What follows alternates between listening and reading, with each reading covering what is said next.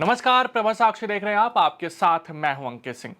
धू धू कर जलती हुई इमारतें, बिना रुके काम करते fire fighters, underground metro station और बंकरों में बैठे बदहवास लोग। 26 अगस्त को यूक्रेन के 15 से ज्यादा प्रांतों में यह नजारा आम था। दरअसल रूस ने 200 से ज्यादा मिसाइलों और ड्रोनों से यूक्रेन पर हमला किया था।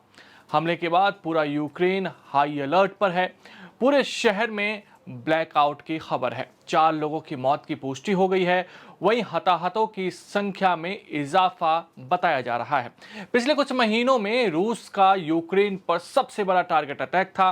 यह हमला पीएम मोदी के यूक्रेन दौरे के महज 2 दिन बाद हुआ है। कहा जा रहा है कि पीएम मोदी रूस और यूक्रेन के बीच शांति की पहल कर सकते हैं। रूस के घातक हमले के बाद अमेरिका के राष्ट्रपति जो बाइडेन ने भारत के प्रधानमंत्री नरेंद्र मोदी को तुरंत फोन मिला दिया।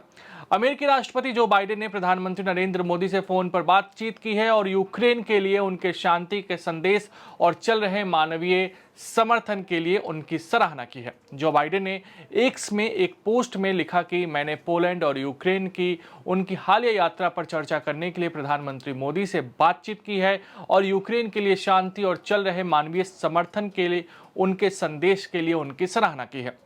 अमेरिकी राष्ट्रपति ने कहा कि हमने हिंद प्रशांत में शांति और समृद्धि में योगदान देने के लिए मिलकर काम करने की अपनी प्रतिबद्धता की भी पुष्टि की है। मोदी ने यूक्रेन के राष्ट्रपति व्लादिमीर जेलेंस्की से कहा कि यूक्रेन और रूस को युद्ध समाप्त करने के लिए एक साथ बैठना चाहिए और भारत शांति बहाल करने में सक्रिय भूमिका निभाने के लिए तैयार है। मोदी की रूस, पोलैंड और यूक्रेन की यात्रा और बांग्लादेश में हालिया घटनाक्रम के बाद दोनों नेताओं की यह पहली बातचीत है, यानी कि मोदी और बाइडेन की यह पहली बातचीत है। व्हाइट हाउस ने कॉल की रीडआउट में कहा कि दोनों नेताओं ने मोदी की पोलैंड और यूक्रेन की हालिया यात्रा के साथ साथ सितंबर में संयुक्त राष्ट्र महासभा की बैठकों पर भी चर्चा की है।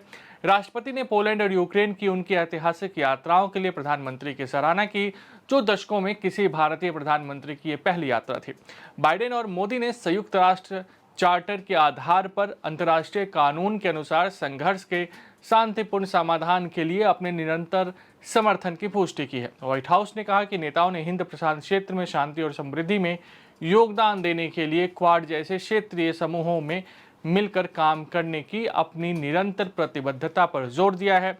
पीएम मोदी ने एक पोस्ट में कहा कि बाइडेन से बातचीत में बांग्लादेश के हालात पर भी चर्चा हुई है। प्रधानमंत्री ने कहा कि बाइडेन के साथ बातचीत के दौरान उन्होंने यूक्रेन की स्थिति सहित विभिन्न क्षेत्रीय और वैश्विक मुद्दों पर विचारों का विस्तृत आदान प्रदान किया है। उन्होंने कहा, मैंने शांति और स्थिरता की शीघ्र बहाली से जुड़े प्रयासों के लिए भारत का पूर्ण समर्थन दोहराया।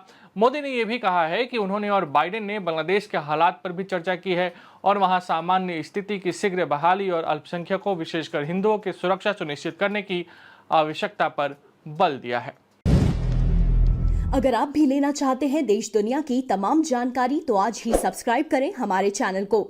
साथ ही नीचे दिए बेल आइकन को जरूर दबाएं ताकि हर अपडेट आप तक पहुंच सके।